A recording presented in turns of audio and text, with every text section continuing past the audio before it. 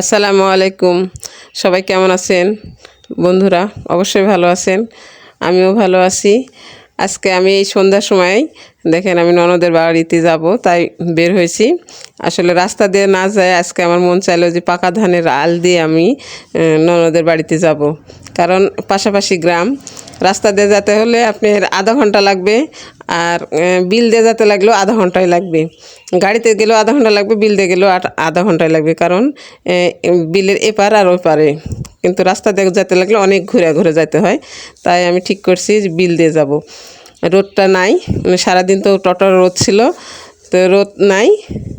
আবার হলো ঠান্ডা ঠান্ডা একটু আবহাওয়া, ছায়া পড়ে গেছে।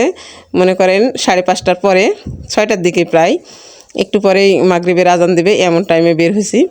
এই যে আমার সাথে ছিল আমার শাশুড়ি, সে যাইতেছে আর আমি যাইতেছি। আমি বলতেছি, উরে আল্লাহ কি বাম্পার ফলন হয়েছে ধানের। বলতে বলতে গল্প করতে করতে যাইতে এই যে পাড়ায় ঢুকে গেছি, আম বাগানের ভিতরে ঢুকে পড়ছি।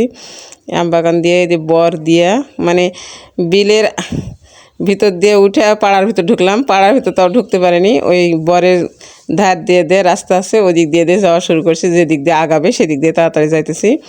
তো এইভাবে আমার নন্দের বাড়িতে যাইতেছি। এই যে আবার আরেকটা বিলে পড়লাম রাস্তা পের হয়ে।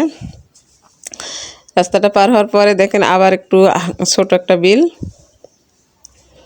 এই বিলের নাম ধলার বিল। এই ধলার বিলে পার হইতেছি এখন, যাব। দেখেন ধানের কি অবস্থা, আল্লাহ কি ধান দিছে।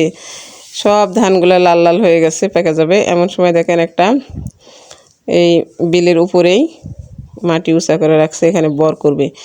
আমাদের এখানে ধানের জমি থেকে বরের জমি বেশি।